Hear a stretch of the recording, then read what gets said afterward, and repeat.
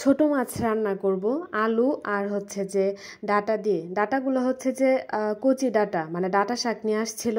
তারপর আমি হচ্ছে যে শাক আর ডাটা আলাদা করে ফেলছি, মানে শাকগুলো আলাদা রাখছি আর ছোট ছোট ডাটাগুলো ওইগুলো আলাদা রাখছি।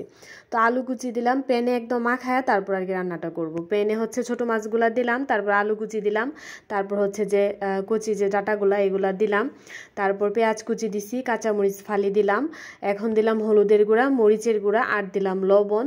দেওয়ার পরে বেশ কিছুটা তেল দিছি, তেল দেওয়ার পরে ভালো করে আমি মাখাইছি।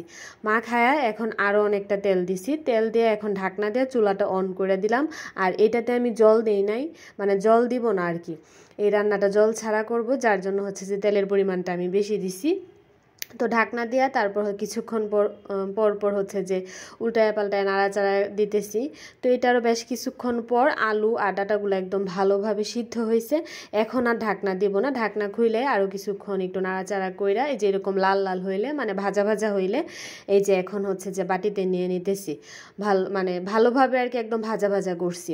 আলু ডাটা খুব ভালোভাবে সিদ্ধ হয়েছে আর এটা অনেক টেস্ট হয়েছিল খাইতে। তো এই তো রান্না কমপ্লিট, আর বেশি সময় লাগে নাই।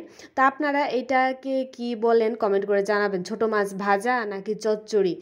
আমি আসলে বুঝতে পারতেছি না এটার নাম কি দিব। তো এই ভিডিওটি এ পর্যন্ত, সবাই ভালো থাকবেন, বাই।